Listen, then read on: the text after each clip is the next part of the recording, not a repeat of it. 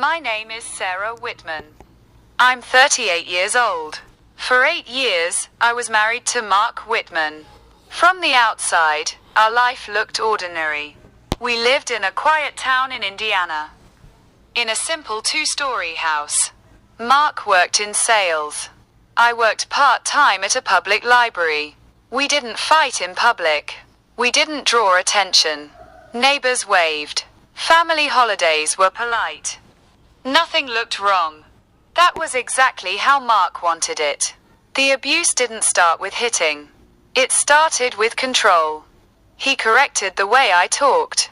He told me which clothes looked appropriate. He questioned small purchases. When I disagreed, he said I was being difficult.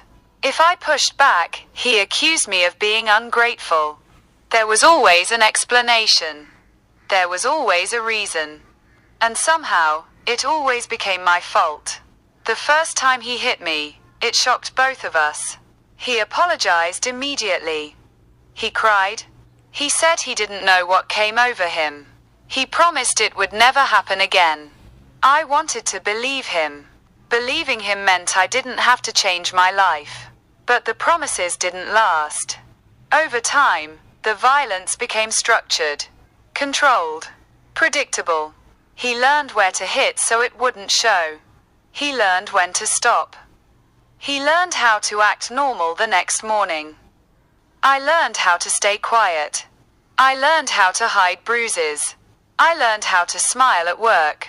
Every night, I waited to see which version of him would come home. I didn't tell anyone. Not my parents. Not my co-workers. Not my friends. I thought leaving would make things worse. I thought staying was safer. I thought I could manage it. Then my body started to fail. I felt dizzy often. Sometimes my vision blurred. My hands shook for no reason. Mark told me I was weak. He said stress was my problem. He said I didn't take care of myself. One evening, after an argument that barely mattered, my legs gave out. I remember gripping the kitchen counter. I remember trying to stay standing. Then everything went black. When I woke up, I was in the back seat of our car. Mark was driving fast. He kept telling me to stay awake. He sounded nervous, not concerned. At the hospital, he changed instantly. He held my hand. He spoke for me. He smiled at the nurses.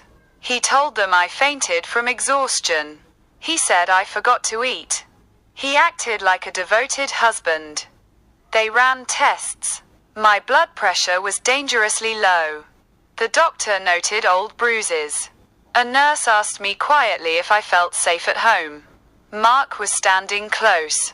I said yes. Later that night, when Mark stepped out to take a call, another nurse came in. She didn't rush.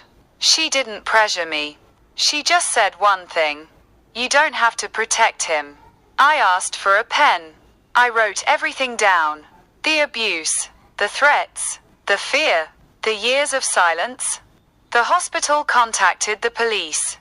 When Mark returned, he tried to speak for me again. This time, they stopped him. He was taken away for questioning. I stayed in the hospital for 3 days. A social worker helped me contact my sister. She drove from another state and took me with her when I was discharged. I never went back to that house. I filed a police report. I filed for divorce. Mark denied everything. Then he blamed me. Then he said I misunderstood him. None of it changed what happened next. The evidence was there. The record was clear. I moved into a small apartment. I bought basic furniture. I cooked my own meals. I slept without listening for footsteps. I learned what silence felt like when it wasn't dangerous. There was no dramatic ending. No apology. No moment where everything made sense. Just distance. And safety. Today, I live quietly. I wake up without fear. I lock my doors, not because I'm scared, but because I value my safety. I trust my instincts now. the same instincts I once ignored. I no longer feel the need to explain my past to anyone unless I choose to. My story belongs to me.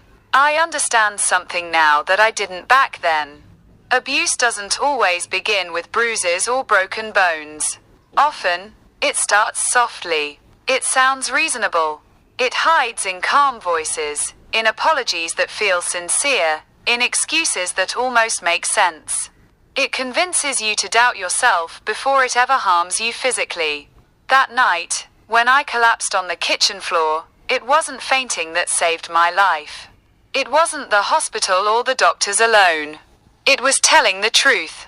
It was writing it down. It was asking for help. It was finally being honest, with others and with myself. And choosing not to go back, choosing distance, safety, and peace. That was the decision that finally ended it. Not with noise, not with drama, but with clarity. Stories like this don't always end with justice or loud victories. Sometimes, they end with quiet choices. The choice to speak up, the choice to leave, the choice to protect yourself. If this story meant something to you, or reminded you that silence doesn't have to be permanent, take that with you. Thank you for listening.